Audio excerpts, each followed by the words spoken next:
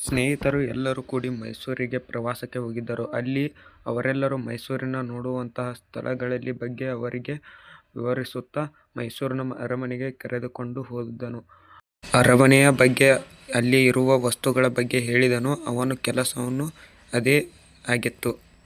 ಅವನು ಮಾತನಾಡುವ ಶೈಲಿ ಒಬ್ಬಳಿಗೆ ತುಂಬಾ ಹಿಡಿಸಿತು. ಆತನ ಡ್ರೆಸ್ ಸೆನ್ಸ್ ತುಂಬಾ ಚೆನ್ನಾಗಿದೆ, ಅವನು ತುಂಬಾ ಸುಂದರವಾಗಿದ್ದಾನೆ ಅಂತ ಹೇಳಿದ ಕಾವ್ಯ.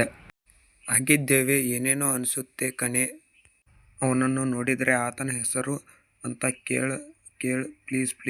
ಅರುಣ: ಅಣ್ಣ, ನಿಮ್ಮ ಹೆಸರು? ನಂದೀಶ: ತುಂಬಾ ಚೆನ್ನಾಗಿದೆ ನಿಮ್ಮ ಹೆಸರು ಅಂತ ಕೇಳಿ ಅರುಣ್ ಕಾವ್ಯಳ ಮುಖ ನೋಡಿ ಸಣ್ಣ ಮುಗುಳ್ನಗೆ ಬೀರಿದನು.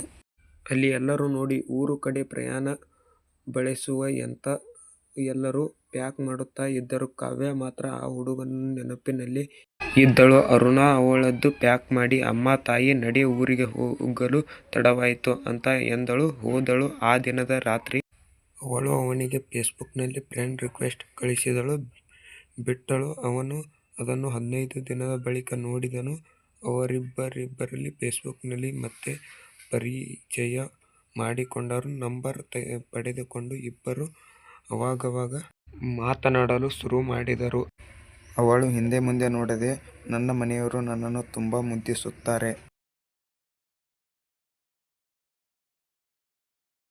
ನನ್ನ ಮಾತನ್ನು ಕೇಳುತ್ತಾರೆ. ಹಾಗಾಗಿ ನನಗೆ ನನ್ನ ಮನೆಯವರ ಬಗ್ಗೆ ನನಗೆ ಚಿಂತೆ ಬೇಡ. ನಾನು ಒಪ್ಪಿಸುತ್ತೇನೆ. ನೀನು ಮನೆಯವರ ಹೇಳು ನನ್ನ ಬಗ್ಗೆ. ಸುಮ್ಮನೆ ಈ ಥರ ಕದ್ದು ಮುಚ್ಚಿ ಮಾತಾಡೋದು ಸರಿಯಲ್ಲ ಅಂತ ಕಾವ್ಯ ಹೇಳಿದಳು. ಇಬ್ಬರು ಒಬ್ಬರೊಬ್ಬರನ್ನು ತುಂಬಾ ಇಷ್ಟಪಡುತ್ತಿದ್ದೇವೆ. ಅವಳು ಹಾಗೆ ಅವ್ವ ಮನೆಯ ಆತನನ್ನು ಕರೆದುಕೊಂಡು ಹೋಗಿ ಪರಿಚಯಿಸಿದಳು. ಅವ ಹುಡುಗ ಎಲ್ಲರಿಗೆ ಇಷ್ಟವಾದನು. ಅವರ ತಂದೆ ಜಮೀನನ್ನು ಆಸ್ತಿ ಏನು ಮಾಡಿಕೊಂಡಿರಿ ಅಂತ ಕೇಳಿದರು. 8 ಎಕರೆ ತೋಟ ಇದೆ. ನನ್ನ ತಂದೆ ಮನೆ ಕಟ್ಟುವ ಕೆಲಸ ಮಾಡುತ್ತಾರೆ.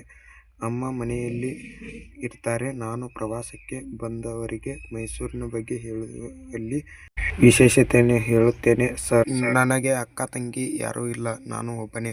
ಅವಳು ಖುಷಿಯಿಂದ ನೋಡಿಕೊಳ್ಳುತ್ತೇನೆ ಸರ್.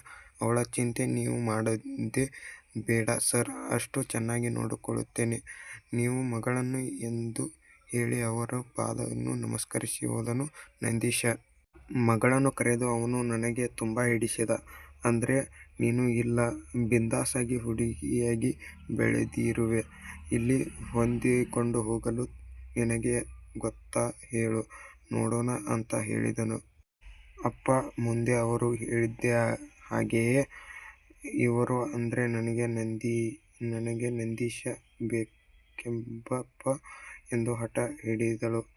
ಮಗಳ ಹಠವನ್ನು ಮುಂದೆ ಅಪ್ಪ ಸೋಲಬೇಕಾಯಿತು. ಮುಂದೆ ಅವರಿಗೆ ಅದ್ದೂರಿಯಾಗಿ ಮದುವೆ ಮಾಡಿಕೊಟ್ಟನು.